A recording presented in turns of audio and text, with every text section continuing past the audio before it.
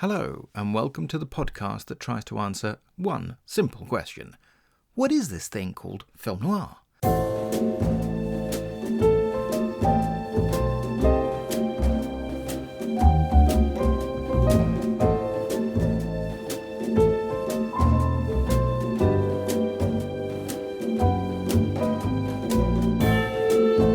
I'm your host, Sergio Angelini, and welcome to Tipping My Fedora, where we discuss movies, books, TV, radio, and much more besides, all from the darker side of the street. Today we welcome back James Harrison of Film Noir UK to preview their forthcoming film festival, which will be held at the Plaza Cinema in Weston-Super-Mare from the 31st of October to the 2nd of November 2025.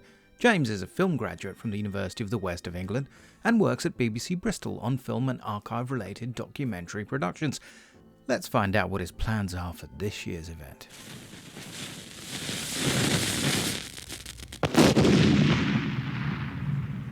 James, welcome back to Tipping My Fedora. It's brilliant to have you, particularly because we get to talk about Film Noir UK and your upcoming festival.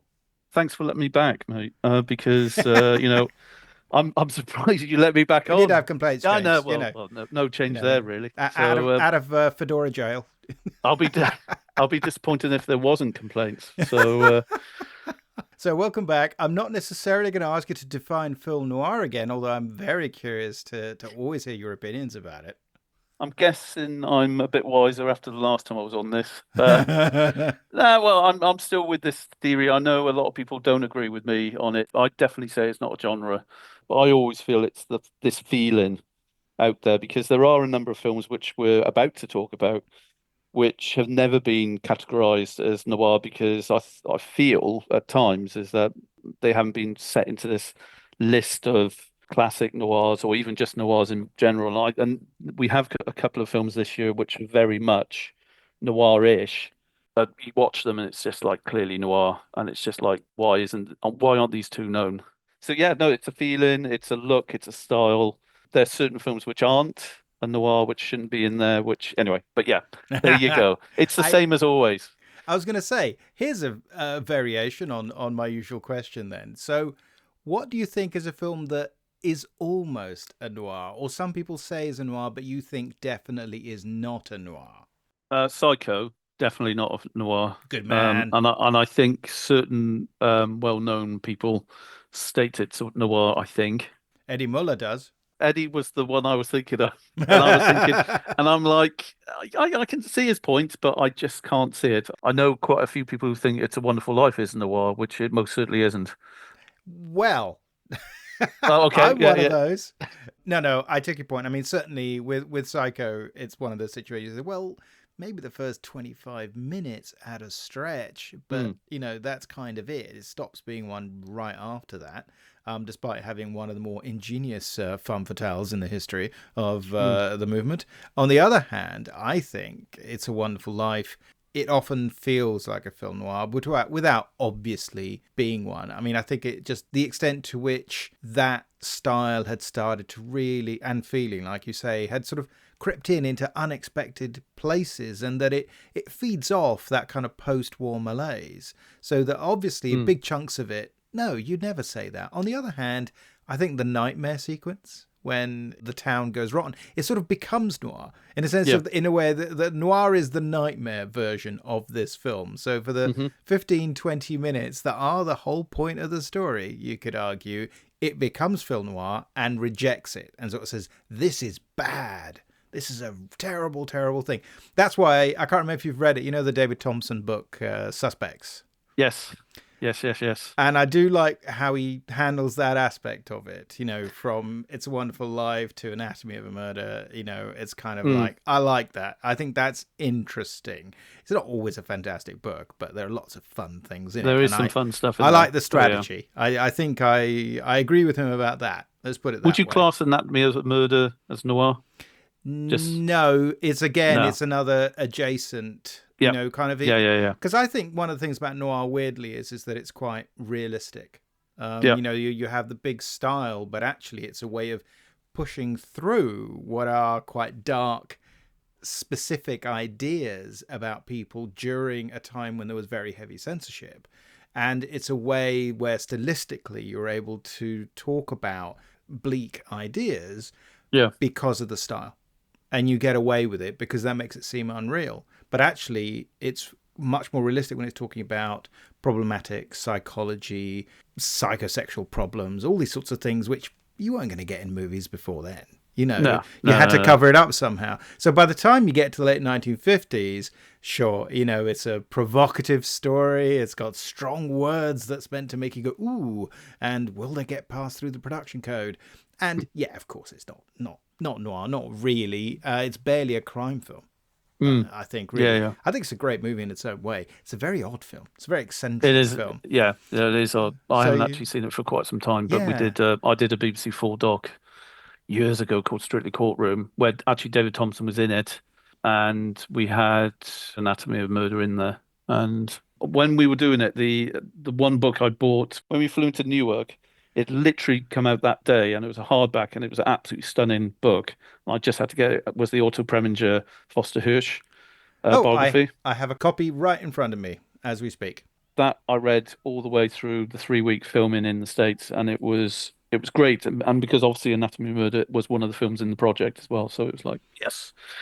But anyway, I digress. This is what the New York Times said about Anatomy of a Murder. Strong suspense, pounding drama, uninhibited and uncensored, well nigh flawless. Now, until this trial's over, you're going to be a meek little housewife with horn-rimmed spectacles. And you're going to stay away from men and juke joints and booze and pinball machines, and you're going to wear a skirt and low-heeled shoes, and you're going to wear a girdle, and especially a girdle. Why wouldn't I be legally justified in killing the man who raped my wife? Time, Alvin. Now, if you'd caught him in the act, the shooting might have been justified, but you didn't catch him in the act. Wow, it's sensational. New York Daily News. Remind us all what Film Noir UK is and does. Film Noir UK basically came about via an idea which I just had during lockdown ages ago, just thinking that we didn't really have a film noir organization that, either a regional one or a national one, just celebrating everything noir related, whether it's classic film noir from Hollywood or British noir or neo-noir or whatever spin-off noirs there is available out there. And it was just like, and I love noir, and I run a co-film organization on the side called Southwest Science, which specializes in silent film. And I thought actually silent film and film noir go perfectly together because they very much seep into each other because the talents, you got Fritz Lang who carries on. There's a whole load of cinematographers. Some of the stars carried on as well. And it was like Film Noir UK, yes, let's go for it. And we started up in 2006, 2005, 2006. And we've just been screening classic films either on DCP or when possible on 35 in and around the Bristol area. We have done a couple of screens outside the Southwest, which we're hoping to build on. And then I had a crazy idea 2 years ago to start up our own film festival. And that mainly came about because of a venue becoming available.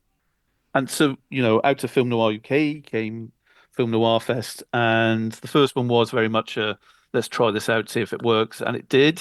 And then Film Noir Fest 2025 is here. We're back in Weston-Super-Mare, and we're at the beautiful Plaza Cinema. Yes, which is a terrific Art Deco cinema. And I attended last year, and it was very exciting. And there were lots of very, very interested people. And, one of the nice things about it was, met a lot of really good people at the festival. As one of the best things about going to a festival is meeting your people, damn it.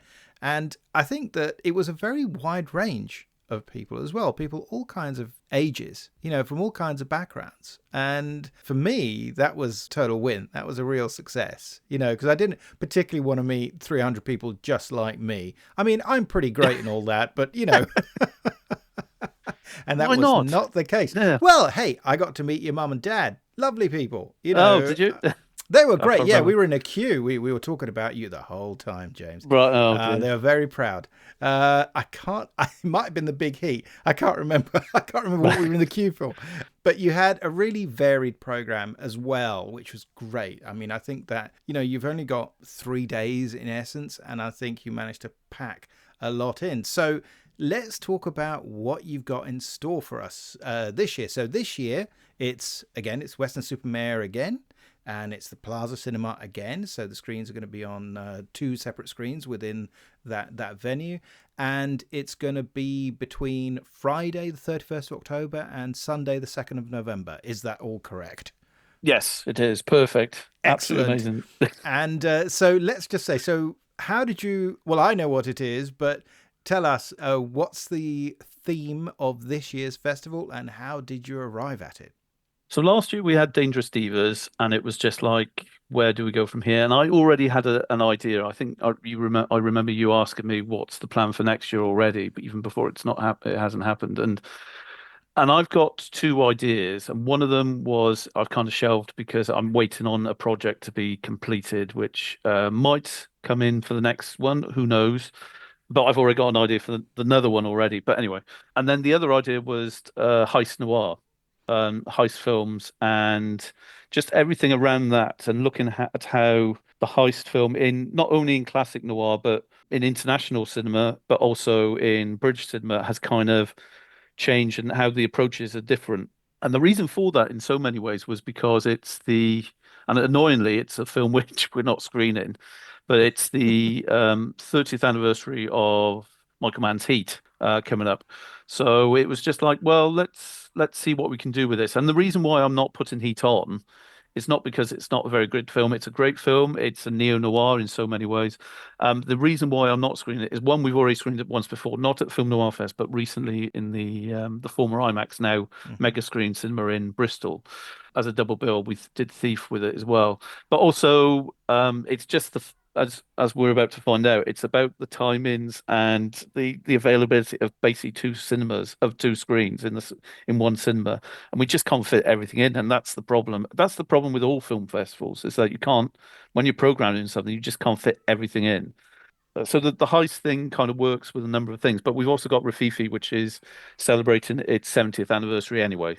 So that's the key point, is that, hey, we don't have the 30th for Heat, but we've got the 70th of RIFIFI. And all due respect to Heat, RIFIFI's the better film. It is.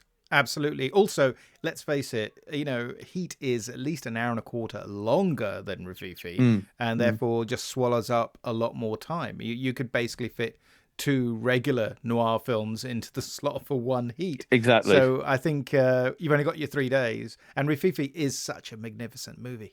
And the other thing is with Heat, we will stop talking about a film which we're not even screening. Talk about have a look what you could have won.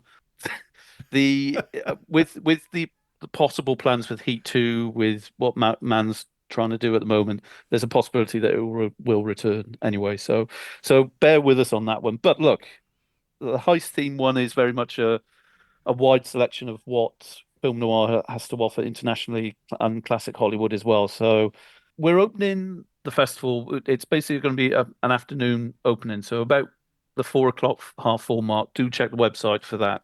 We're opening up with a screen or a double bill of Stanley Kubrick. We're going to be screening to kick off the heist noir, The Killing, 1956, and we're matching it up with his previous film, The Killer's Kiss, which obviously will be the 70th anniversary, because that's 1955.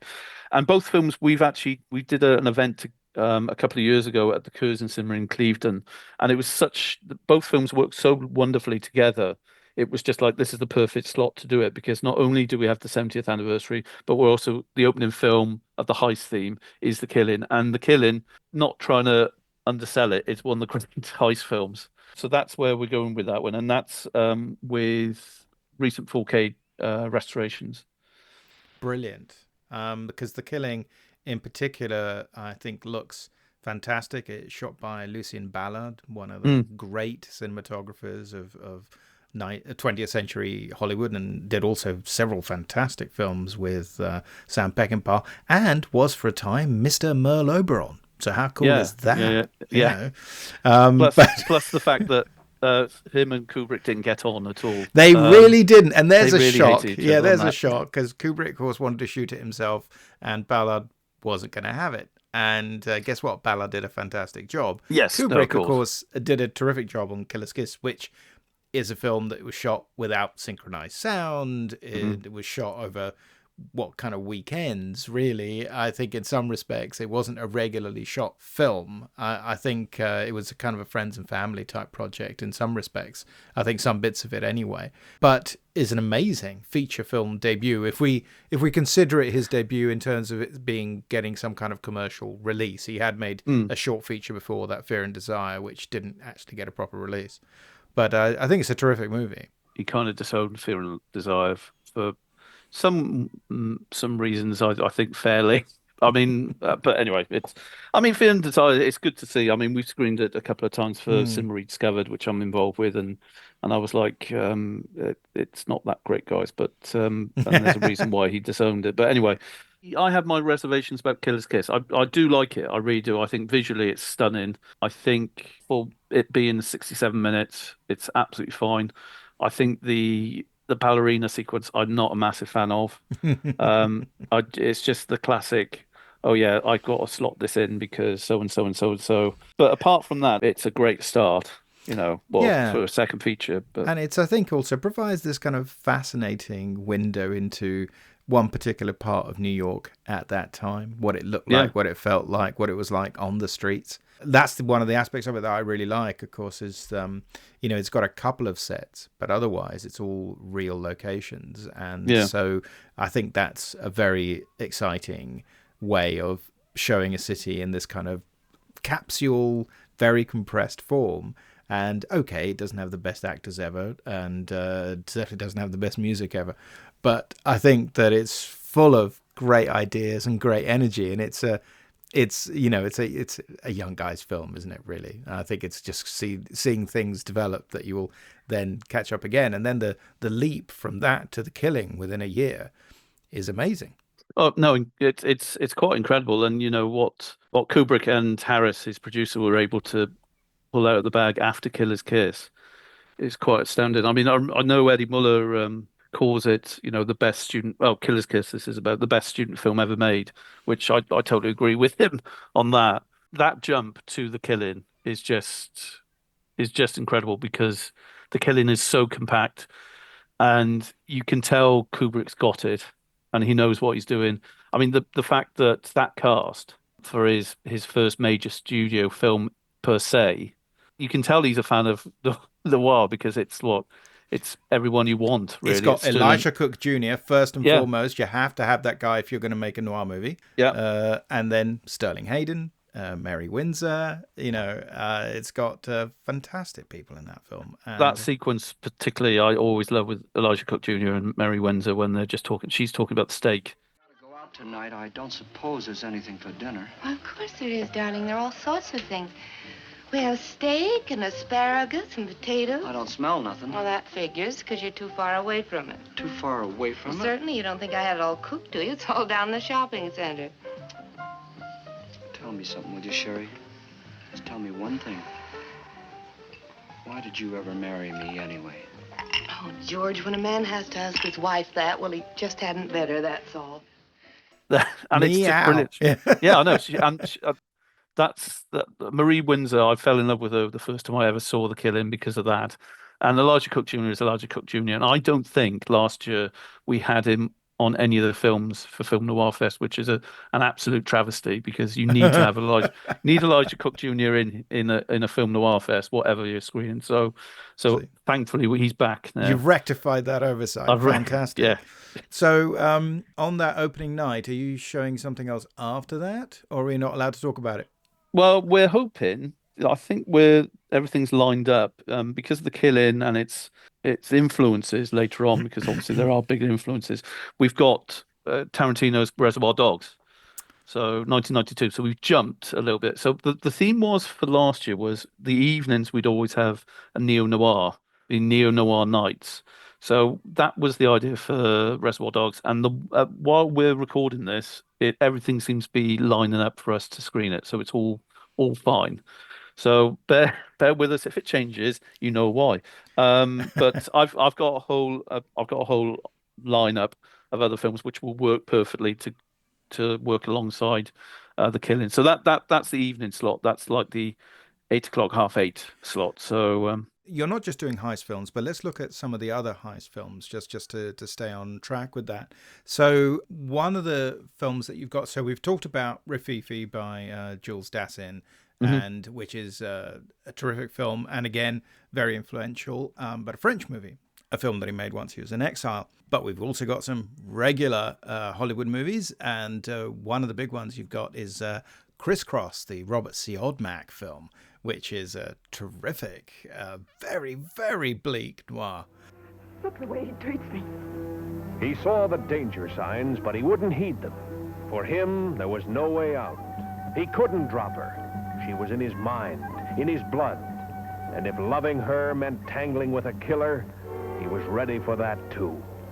I wanted to reach you. I wanted to talk to you. Oh, so it was me all the time. Between you and I had it all wrong. So it's not the way it looks. Is it, baby? No, it's not the way it looks. Tramp. Tell me all about it. Tramp. Cheap little no-good tramp. Why did you pick that one, James?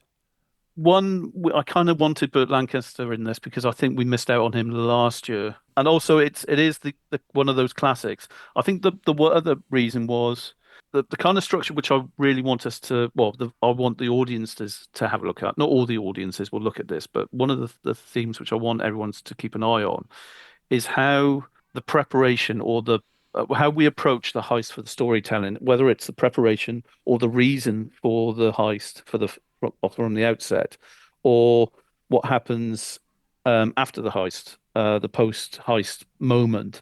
And it's just very much with CRISS. It is that what is the reason for him to do this? Because obviously nearly a good chunk of the film is a flashback anyway, and it kind of builds up on the reason why Burt Lancaster's character is doing this because of all these kind of things. So that's one of the reasons. The other reason is because it's got Dan Duryea in, and we didn't have Dan Duryea last year.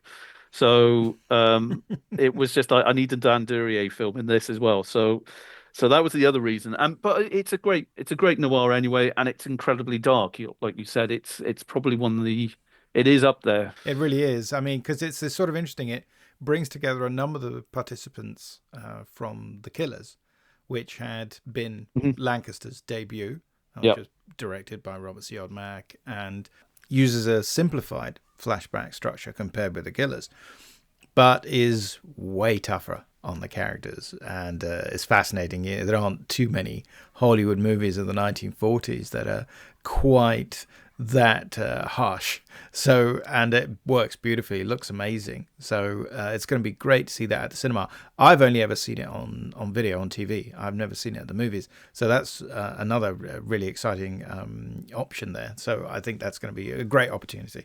So really looking forward to it. You've got a lot of films that fall within this category, and there are some like, the Asphalt Jungle, which are big classic films. Another one with Sterling Hayden, based on a successful novel by W.R. Burnett, and very important because it's one of the first of those films like CRISS that looks at the story of a heist in terms of how do you plan it, how do you do it, how do you execute it, which becomes very, very common in movies as the decades go by. But this was a bit of a novelty at the time to spend so much time with these characters. And I think it still packs a punch. And of course, it's got Marilyn Monroe in it. Can't really do a heist themed strand if you can't have that in. It's like not having the killing in there. Yeah, Monroe was incredible in it. And the fact that persona is there already in so many ways with her. Yeah, but she's just amazing in it. It's like The Killing. The cast is so perfect. John Huston is one of these directors who knows perfectly well what he wants from a cast, and he's able to assemble these actors together. And it was the same with Kubrick. I mean, that's it's incredible with The Killing, is that you have that incredible cast right there, and it's exactly the same with Asphalt Jungle. Only the author of Little Caesar could tell so dramatic a story. Only the director of The Treasure of Sierra Madre could film it with such power.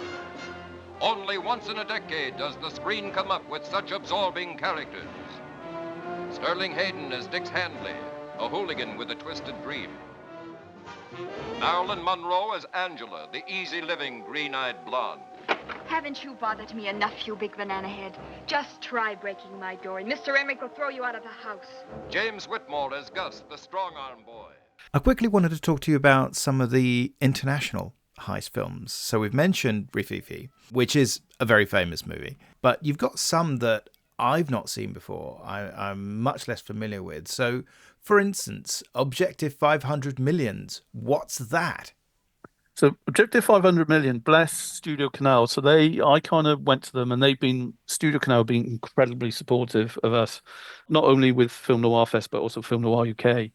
And obviously Studio Canal, who look after a massive catalogue of British films, are of course a French company. They have a vast selection of French films as well. And one of the guys there, she emailed me and said, "Oh, James, how about this?" Actually, she sent me two or three films, and the one which stood out was this one because I'd never heard of it, and I was like, "What the hell is this?" And I've got a couple of books on French noir and European noir, and I went through and I just couldn't find it. And I said, could you just send me a viewer of this?" And she said, "Yeah, sure, but just a heads up, I don't have a translated viewer." And I was like, "Oh, well, no, that's all right. My French is pretty ropey anyway, but I can see how I can do it." And I watched it and I was gobsmacked. I was like, blimey, this is a film from 1966. So the entire storyline is set around this guy played by Bruno Kremer, who is probably best remembered now in the UK anyway, for playing Magre in the early 1990s French TV series, which you can now watch on Talking Pictures. And it was just incredible because I was just watching this film where he's an expat from, I think, the Indochina Vietnam War when France was involved. And he comes back and he is totally confused with the way Paris is and France overall. And he is then signed up to do this heist in which he basically needs to steal 500 million francs from a money plane, which is flying from Paris to Marseille. And he just needs to basically hijack the plane when it's in flight. I don't want to say anything else, but just escape in such a unusual way from a plane. I just had to. I mean, there's only a couple of ways that spring to mind, but okay. Exactly. Well, I had to book it.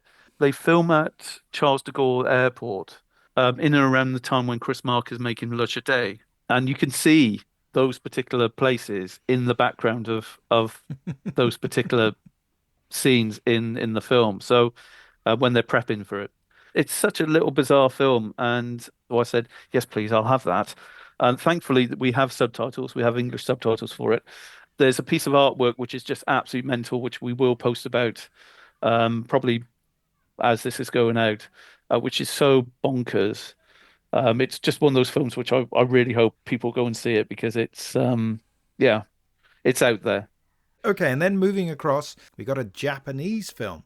So that's Cruel Gun Story, which I've not seen. Yeah. Well, I really wanted to get a Japanese film in because it's just like the Asian cinema is absolutely amazing anyway, and that's got a wonderful prep sequence once again where I don't want to spoil it too much, but it's a great film. 1964.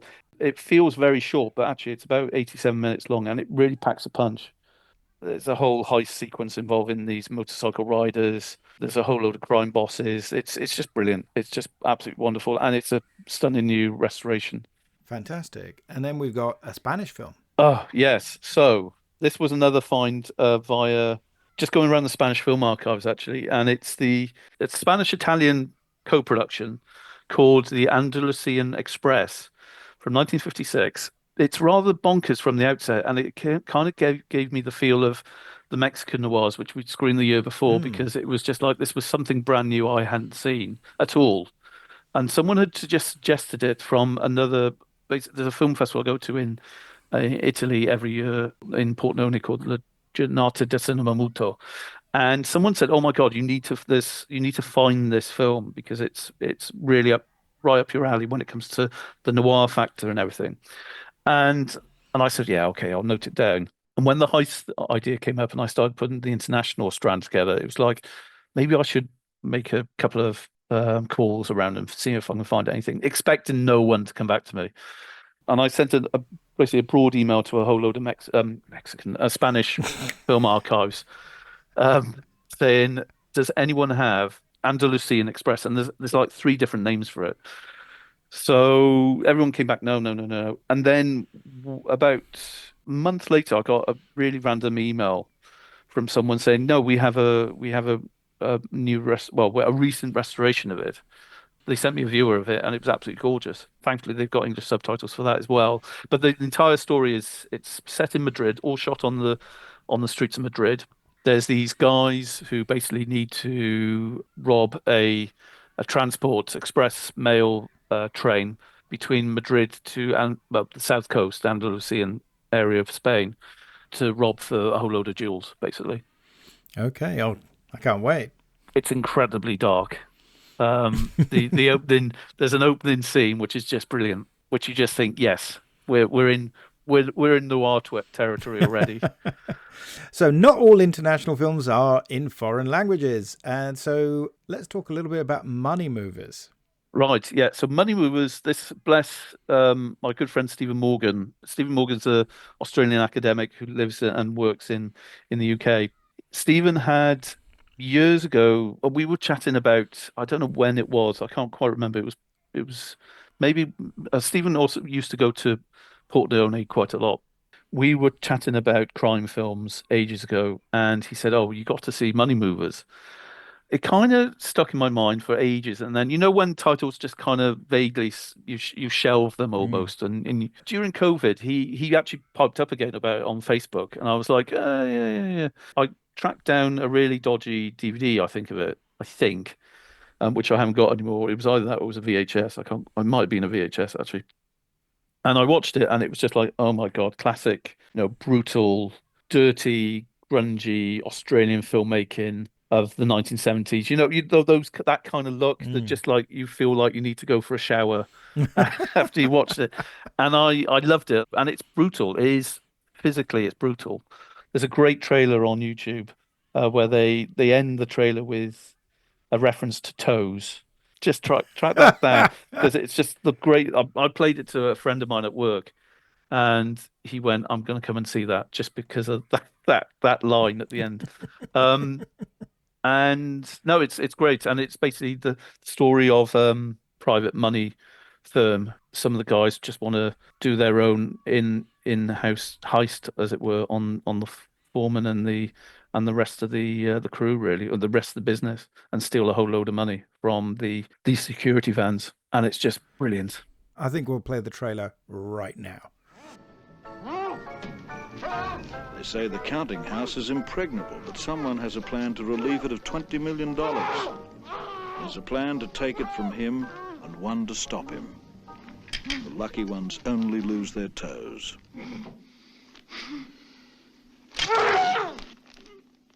So there's also going to be some double bills based on stuff from the Renown collection, which most people will know from the Talking Pictures TV channel. So tell me more. Yeah, so this was something I was hoping to do last year, but we just, mainly because of me, I just couldn't get around to doing it. And I really wanted a double bill, and very much celebrating British double bills, particularly film noir and also crime film double bills. And Renowned Films are look after Talking Pictures TV. I've got a weird and wonderful selection of films. And this is the first start of it. And, they've been, like I said, a big supporter of us from the outset when we started doing Southwest Science and Film Noir UK. So I really wanted them involved. So we got a double bill with 13 East Street and Jailbreak. 13 East Street, which I don't want to give too much away because actually the first 20 minutes, you don't realize what's going on from that point of view. So what I would say, it's about a gang of jewel thieves, and it's just how they get around to doing something. It's really hard to not explain the entire story without giving the plot away. You'll have to come and watch it on the big screen. Yeah, and then the other one is Jailbreak, which is from 1962, and it's directed by this guy called Francis Searle. And Francis Searle, I think, is someone. No, I give it another couple of years. I think there will be a bit of a rediscovery of him a little bit because he does do these crazy little. Well, it's his entire canon basically is full of basically B movies anyway. But he seems to be coming back a little bit, because I know he did The Man in Black. Yeah, which is based on the radio series. Well, he was doing a lot of Hammer films at that time. Yeah, The Man in Black is great. I love it. I don't know if anyone else does, but well, I love the radio show. Yeah, I mean, and obviously, I can't remember. You may have put some of them onto your website. I might have done. I don't know. But obviously, a lot of the scripts from the Appointment with Fear series, which is where Man in Black comes from, were repurposed by John Nixon Carr from his scripts for Suspense. So see, I didn't know. There's a lot of overlap. I did not know that. Okay. Yeah. Although, annoyingly, the film is not based on, although he created The Man in Black, it's not based on any of his radio scripts. No, it's not. But it's got Valentine Dial, hasn't it? As the Man in Black. As the Man in Black. This is your storyteller, the Man in Black. You are going to hear a story of intrigue and jealousy and murder. And it's a great film, and I think by the time this goes out, we would have done some sort of review of it on the Film Noir UK website. So have you seen it already? Yeah, I have got an order in. Yeah, it's stunning. Yeah, it's absolutely gorgeous. I think what the Hammer are doing at the moment, looking back at their pre-horror years, as it were, I think it's rather interesting. And I think Francis Searle, I think, is a name to just keep an eye on. I think, because I mean, some of his work pops up on Talking Pictures as well. But yeah. No, it's very interesting about Man in Black, and because I don't believe it's ever had a proper home video release, certainly not in the UK.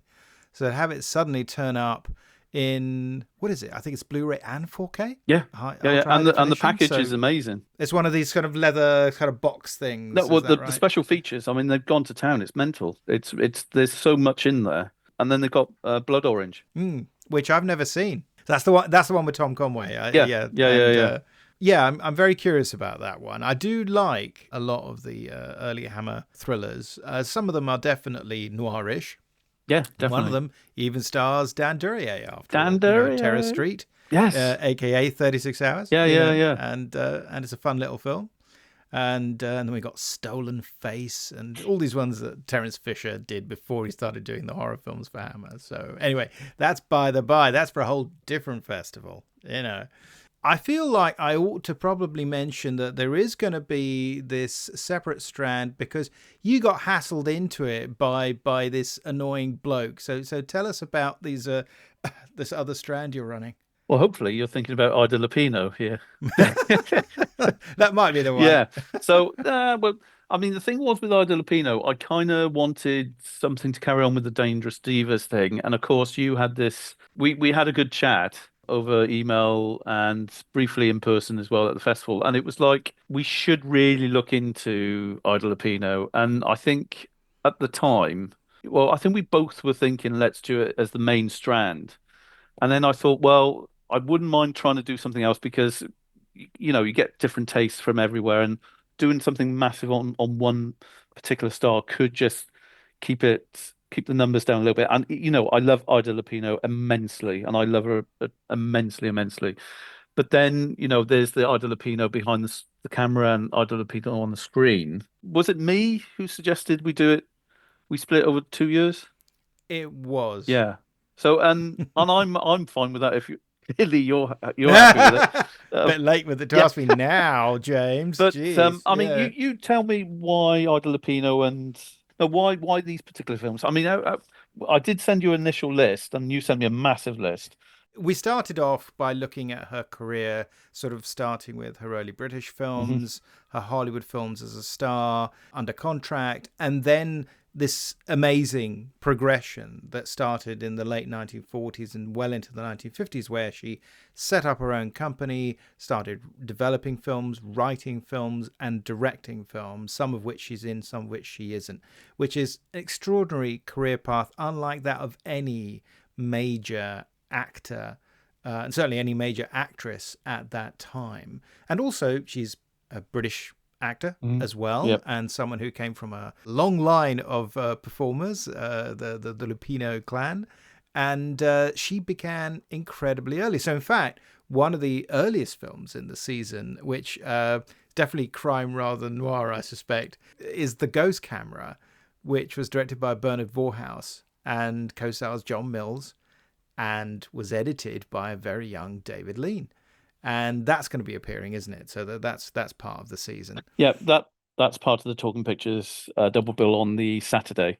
So that's with Murder at 3 a.m. and yeah, I mean it just kind of seemed to be the right slot to place that in, really, because it's a really fun little movie. Yeah. She's 15 I know. in it, I which is know. just mind-boggling. She started so young, and she's great in it as this, sort of seemingly innocent young lass who's in fact got a bit of a secret. Mhm. And there's some great sequences. Vorhaus was a fantastic director. He's one of those filmmakers who was an American who came over to the UK, made a bunch of nice little low-budget films, and then went back to the US, worked there for about a decade, and then fell foul of the McCarthy witch hunts, at which point he actually came back to the UK and had to start all over again as a property developer because he couldn't get any film work. Even Joseph Losey, people like that, when they came to the UK, they often had to work under pseudonyms or to have fronts. And Vorhaus, and in fact, I mean, he had his son, I think, couldn't even get work at the BBC at one point, was being blocked. Yeah.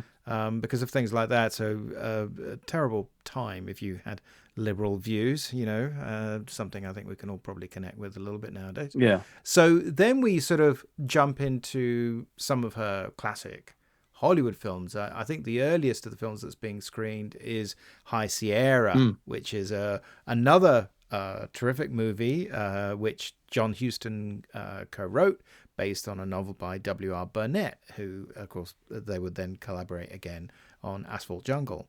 And this is the second of her collaborations with Humphrey Bogart.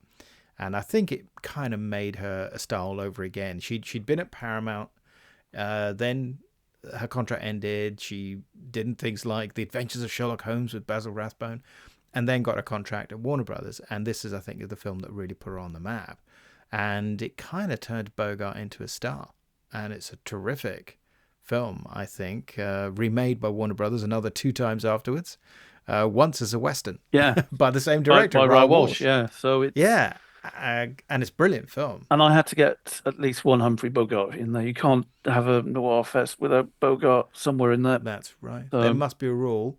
And we've got, I think you selected from my admittedly ridiculously long list, you've got a number of really interesting movies. We've got While the City Sleeps, which Fritz Lang directed, and it was almost Fritz Lang's last American movie. And it was actually kind of her last movie as a leading lady, really. So that's sort of 15 years later. And in between, we've got a really interesting film, Woman in Hiding, which is actually her first on-screen appearance with Howard Duff, who she would later marry. Mr. Ida Lupino, Yeah, but I think it feels like quite a modern film. It's about a woman who's sort of brutalized by her husband and sort of goes on the run and ultimately tries to pretend that she's actually died to try and get away from him. It's a bit like Sleeping with the Enemy, only 30 years earlier, 40 years earlier even. So it's terrific little film she made at Universal. And also we've got just one of my favorite noir films ever, which is On Dangerous Ground. I mean, I love it. You feel free to talk about On Dangerous Ground, but I think it's just this incredible film with the most amazing musical scores ever written for a film. Yeah, it's Nicholas Ray. And only violence can satisfy the hate inside of him. Until one day, a dangerous manhunt leads him to the strangest woman he has ever met. My brother's name's Danny. I know he has to be caught. But if Brent catches him, he'll kill him. With you, he'd be safe. Please, promise me he'll be safe. Put that knife down and come with me, Danny. You know my name? You're coming in, don't come in, I'll cut you. And it's Robert Ryan as well, so it's brilliant and it's perfect. And It's she's just amazing in it. Her performance is just quite mind blowing, and of course, and sorry, I am jumping the gun a little bit, but if you want to go back to On Dangerous Ground, it's fine. We've got Beware My Lovely, which is obviously comes out because of that effect with her and Robert Ryan, and Beware My Lovely is just this film which just annoys the audiences, but also freaks the audiences out as well. Yeah, I mean, it's kind of a woman in jeopardy sort of story, and Robert Ryan is great as this chap who seems like a nice bloke, but then he has moments when things aren't right in his head, and which was based on a radio play. Yeah. That was on Suspense, and originally the young man was played by Frank Sinatra, and then when they did it again a few years later, it was played by Gene Kelly. Gene Kelly apparently did it as a favor to Frank Sinatra because Frank Sinatra overbooked himself and couldn't make the date. So Gene Kelly turned up and did it instead. And it was then turned into a stage play by its writer, Mel Donnelly. And that's what got adapted into the film. And again, this was one of the films that was produced by Lupino for her company, filmmakers. And it's a very different kind of film for her, but she's great in it. No, totally. I mean, we screened it a couple of years ago for our Christmas noir screen at Watershed, which we've got another one in December if anyone wants to follow us on that as well. And we, I think there was a whole discussion afterwards about whether or not Ida Lupino had basically sat in the director's chair for a good chunk of that. Do you think? Just a little bit, maybe. So it's like a day and a half. In essence, I think is what happened with that. The director, I think his wife was unwell. Right. Okay. Harry Horner, wasn't it? Oh yeah, no, of course. James Horner's father. Yeah. And Harry Horner was a celebrated production designer who then went into directing. And he does a pretty good job. But yeah, no, Lupino stepped in and definitely did some scenes. And that also happened actually with On Dangerous Ground, where she replaced Nicholas Ray for a little bit. But it seems that this was, there wasn't much, it wasn't a lot of filming. There was a pause and she did a bit of it. And then basically both directors came back after they'd had to go off. I think probably the most, in a way, traditional noir of role that she had in the films that you've included is Roadhouse. Yeah. Which has this killer cast. I mean, Richard Widmark, Cornel Wilde. It's just a terrific. And again, Richard Widmark, as he so often did then, was playing basically an absolute psycho. And she's kind of this absolutely the kind of hard-boiled dame. She gets to sing some songs as well. She's got this rather smoky voice. Not an amazing singer, but a distinctive one. She reminds me of the first woman that ever slapped my face.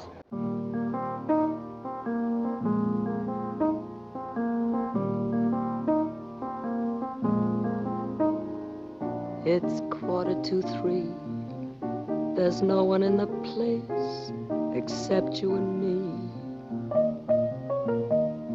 So set 'em up, Joe.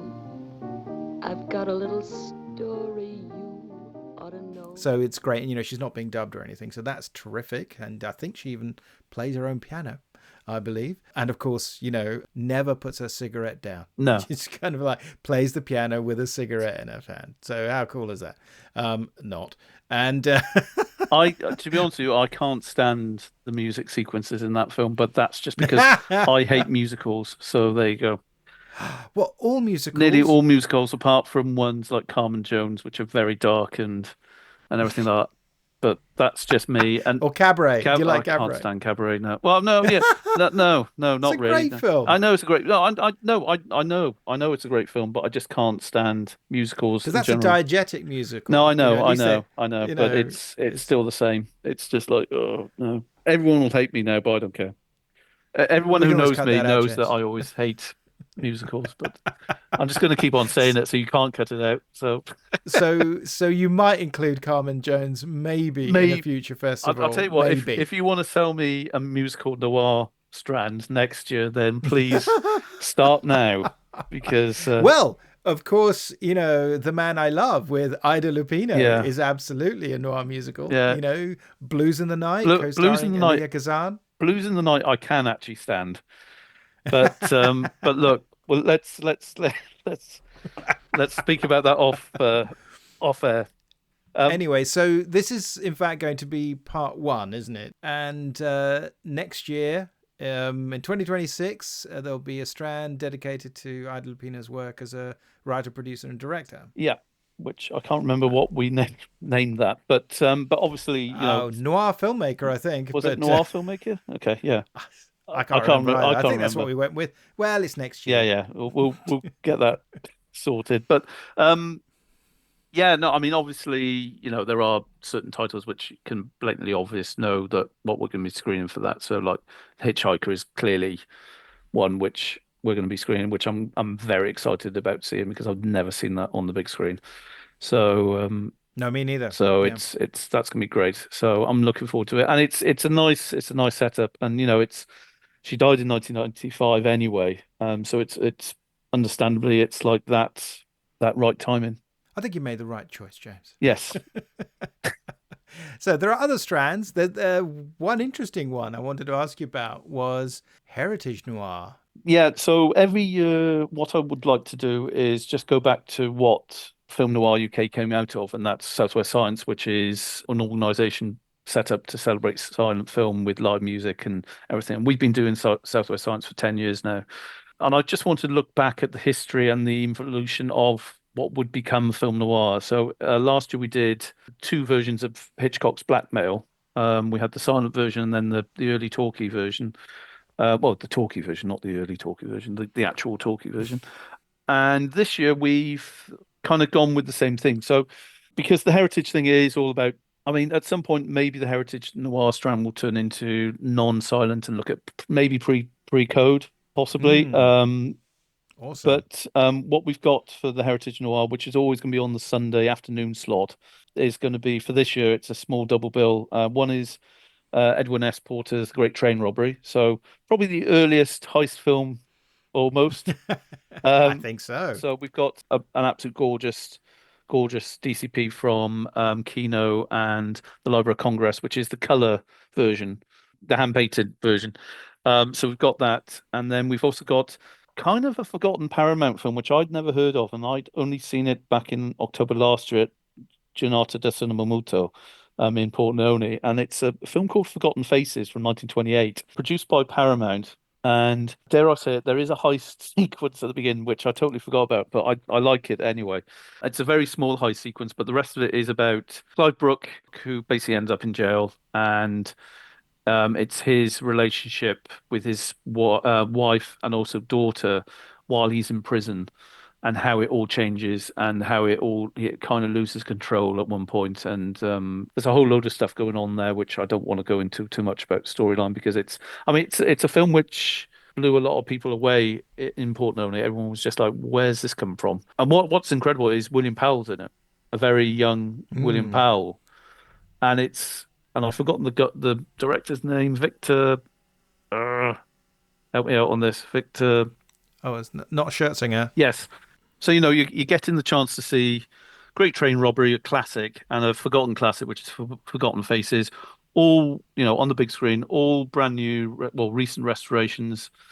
And you got the wonderful Neil Brand on piano playing it live for you all. So, which is brilliant. Yeah. So you can't really complain about that. So let's remind everybody. So when is this happening and where? Friday, the 31st of October. In the afternoon, it all starts, and then we finish on the late evening on Sunday, the 2nd of November, in Weston-Super-Mare at the Plaza Cinema.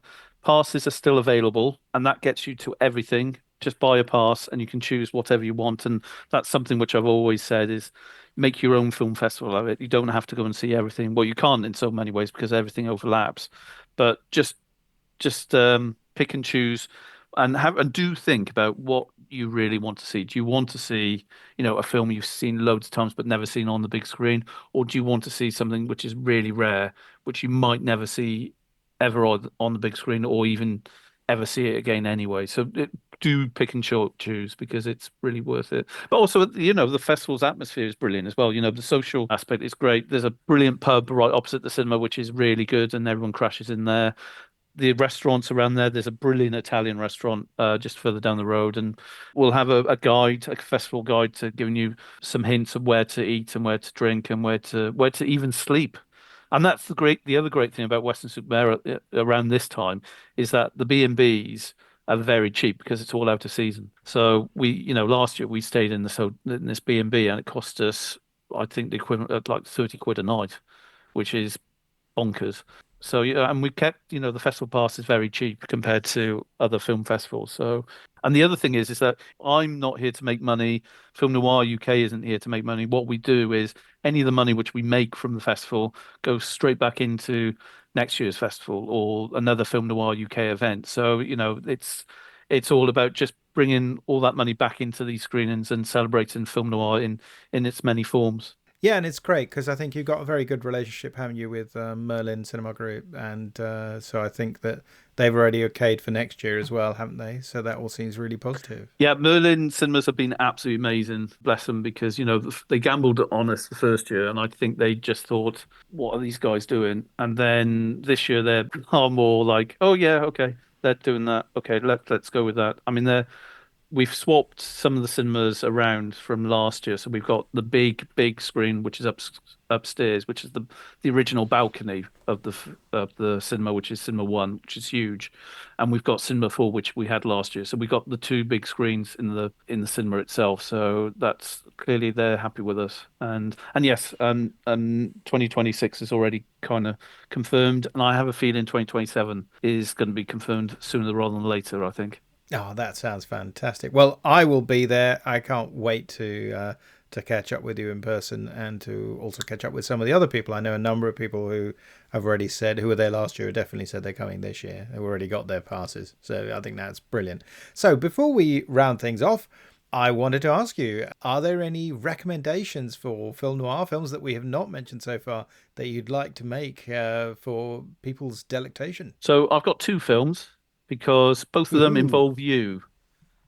Right? Oh, okay. So the first one, Ransom, 1956, because I was listening to your podcast episode dedicated to highest and lowest. Yeah, I was listening to you and Aidan talk about Ransom 1956, and I have watched it before. I've got the old DVD, Warner Brothers DVD archive DVD here. And I was like, I need to rewatch that after listening to you guys talk about it. And I have to say, I totally agree with Aidan about Glenn Ford. He's not great in it. You can see he's trying. He really is trying, but it just doesn't work, I don't feel. But it's still a good film. Donna Reed's great, and Leslie Nielsen. Leslie Nielsen kind of makes it, I think. No, it's always great to see Leslie Nielsen in completely serious mode. I mean, he was, this is a guy who was in films and TV shows for 30 years or 25 years at least before all of a sudden Airplane happened and it completely changed his career. Yeah. It's fascinating. I mean, it's amazing when he turns up as an absolute villain in one of Barbara Streisand's last films as the leading lady, Nuts. She's on trial. Which I've never seen. And the person she killed after he tries to attack her is Leslie Nielsen. Oh my God, really?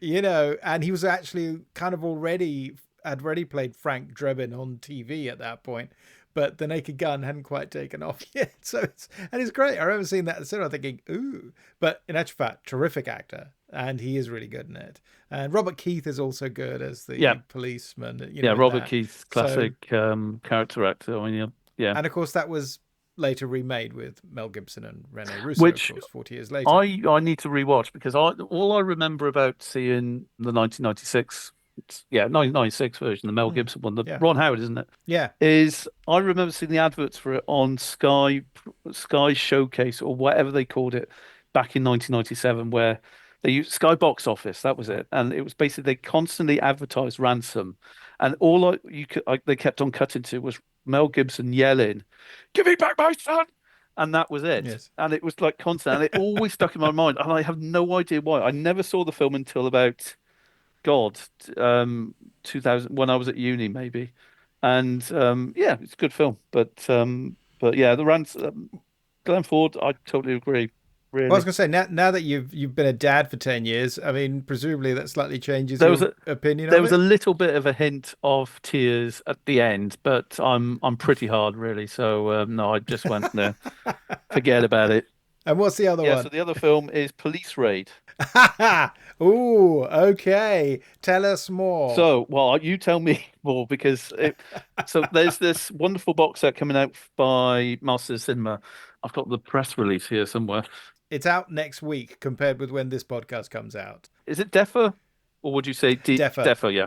Well, yeah, I say DEFA, DEFA. but that's because I'm Italian, when I pronounce foreign language stuff, it always sounds Italian. It's probably DEFA. Yeah, okay. Yes. Yeah, no, that sounds more like it, really. But the Rack and Ruin, the Rubble film at DEFA, or DEFA.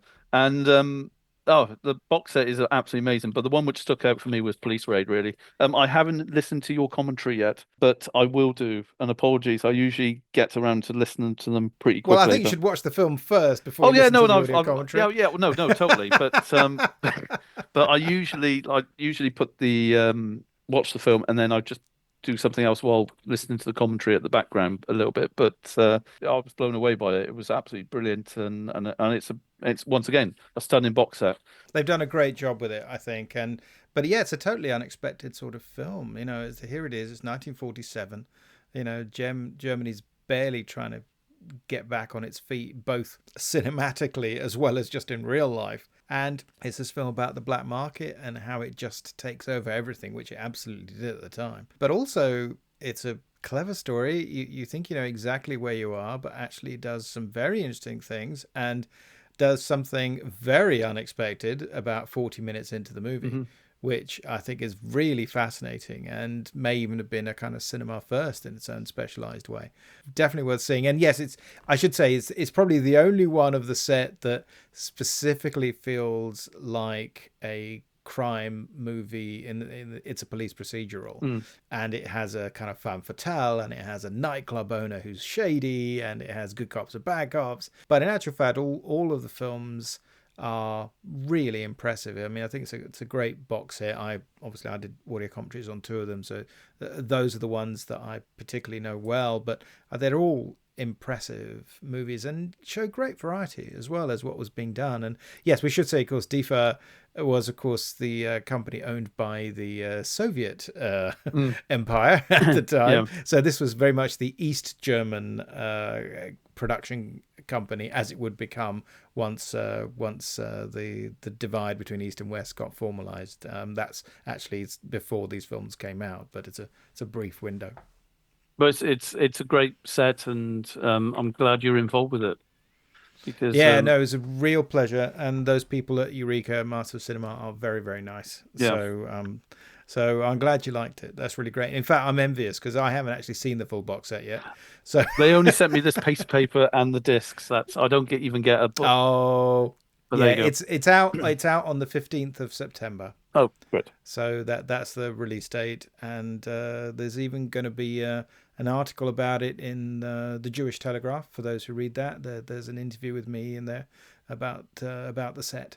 So hopefully there'll be a lot of people who will get a chance to see these very hard to get films. I think some of them have been available, but not in high definition. Not No. One of them I have seen before. I saw somewhere. I've seen the Murderers Amongst Us, and somewhere in Berlin I'd seen before. I don't know. I quite remember how. Maybe in Bologna at some point, but the others I'd never seen. So it was great, really. Well, I'm really glad you enjoyed it. That's made my week. Thanks, James. That's just great. You can come back anytime. Thank you. On that note, James, have a lovely rest of the day. And, let's do this again really soon. And in the meantime, I'll see you down those mean streets in Weston-Super-Mare.